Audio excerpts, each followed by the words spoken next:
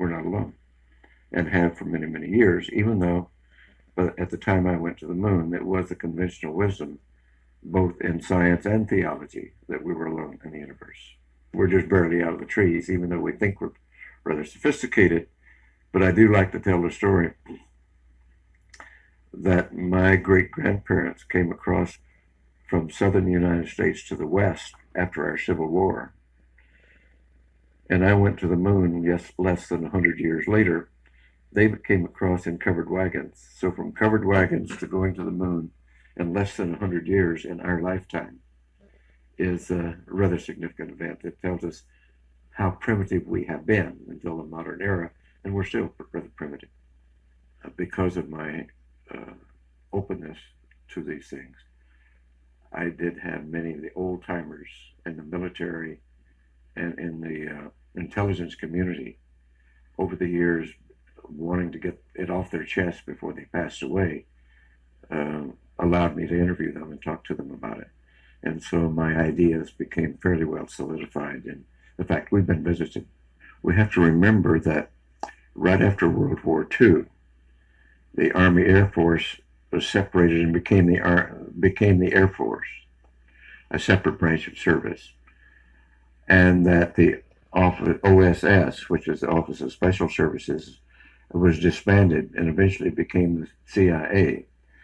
So that here was a major military organization and a major intelligence organization totally in disarray, new founded, didn't know what they were doing after World War II, and not really reorganized yet. And as a result of that, the President Truman at that time convened a very high-level committee to examine this alien or UFO phenomenon.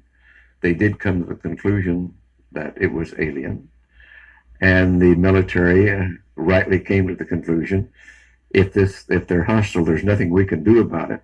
Therefore, their choice was to deny it and to hush it up and create the National Security Act of 1947, which validated that deception and covered it up and allowed the group to go underground, as it were.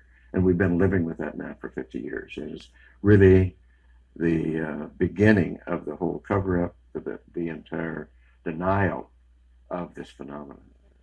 In the 40s, and then came Roswell, which the public found out about. We got two live aliens from Roswell. One died shortly thereafter, one lived until 1956. And we found out that so far there are 18 different alien species that we know about monitoring Earth. Some are good, some are hostile, most are indifferent. We found out that we are the experiment or product, if you will, of an alien race who we never met and really don't know who they are. All we know is that the Greys are cybernetic organisms, glorified robots, if you will, who work here at the behest of their employers, monitoring us through abductions. We were never able to find out what the experiment is all about, except that we have been externally corrected about 65 times, and they, the aliens, refer to us as containers. There has been speculation that the souls our bodies contains is the reason for the experiment, but nothing has been proven or determined. Since 1938, we have lost over 200 aircraft to UFO hostilities and thousands of soldiers in all kinds of different kinds of action with aliens. Since that time, several 100,000 civilians have disappeared with no trace. Several thousand were eliminated by us because of their chance encounters with aliens, which we could ill afford to have publicized. A slightly more frightening phenomenon known as human mutilations have occurred on a regular basis and are similar to the cattle mutilations in that the humans are taken from the street, so to speak, and returned to the same area about 45 minutes to an hour later, with their rectums cored out, their genitals removed, their eyes removed from their sockets, and completely drained of blood. In all cases, it appears that the mutilation procedures occurred while the persons were still alive and conscious. One of our scientists speculated that apparently the human specimens had to be alive for the samples to be worth anything. Abductions occur on a daily basis throughout the United States to at least 10% of the population. And when we first became aware of this, we protested to the little gray being that we held in captivity at the YY-2 facility at Los Alamos. But a deal was struck that in exchange for advanced technology from the aliens, we would allow them to abduct a very small number of persons, and and we would be periodically given a list of those persons abducted. We got something less than the technology we bargained for and found that the abductions exceeded by 1,000,000-fold what we had naively agreed to.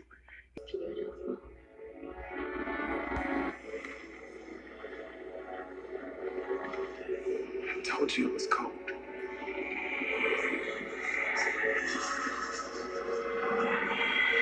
What am I looking at?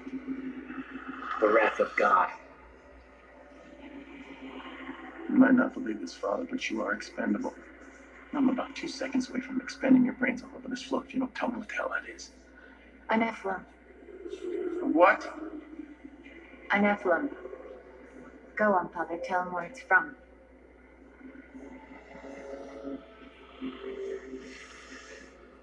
Was he down here studying spacemen? It's not from space. Yeah? What is it then? An angel.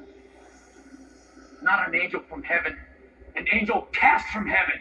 An angel at war with God.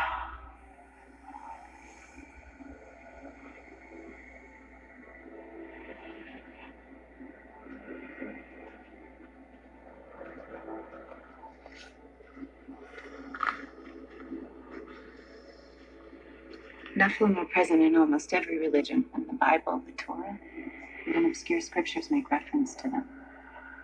Genesis speaks of the sons of God coming to earth and assuming human form. They corrupted mankind, ignored the boundaries of their own domain, until God passed his judgment and wiped the slate clean, started over, imprisoned them in tombs like this. That's not ice. It's the hand of God. That's why the Agorists are here. The what? The Agorists, a group with one purpose: to find the fallen angels and exorcise their evil. They sacrifice themselves to absorb the Nephilim's spirit, to make sure that they never escape again. Like that? Exactly. But we were too late. We found dozens of them down here. Not like this one. It's evil. As in Wesley. Why didn't you tell me you knew this before? We were on the front line of the biggest battle mankind has ever fought, Captain. Besides, would you believe me? Bullshit. You're not listening. That's what they want. To be free from the tomb that God created. The fools never listen. They'll come to you in ways you can't imagine. Like a wife, a lover, a child. Child? Yoshi. Dismantled, and even if you give us the go-ahead to spill the beans to the public, it's unlikely they will get anything more than, yes, we recovered a flying saucer, and yes, there was an occupant, but that's all we're going to tell you. Although as Minister of National Defense, I had sighting reports of UFOs. I was too busy to be concerned about them at the time because I was trying to unify the Army, Navy, and Air Force into a single Canadian Defense Force, and that itself was a kind of battle to the finish. So this was not high on my agenda. But about 10 years ago, I started getting interested due to a young man from Ottawa sending me material on the subject. I told him I was too busy to read it, but he had confidence that someday I would. It took me a while to get around to reading it, but I took it for my summer reading in 2005 and was really impressed with what was contained in it. And what I thought to myself is there are huge issues here, huge issues. And the American people and the people of the world have a right to know what's going on because they're part of it. It's not just an isolated thing. I accept the invitation of Victor Vigiani, who's over here somewhere, and his cohort, Mike Bird, to speak to a symposium at the University of Toronto. And I said, UFOs are as real as the airplanes flying overhead. That gave me the dubious distinction of being the first person of cabinet rank in the G8 group of countries to say so unequivocally.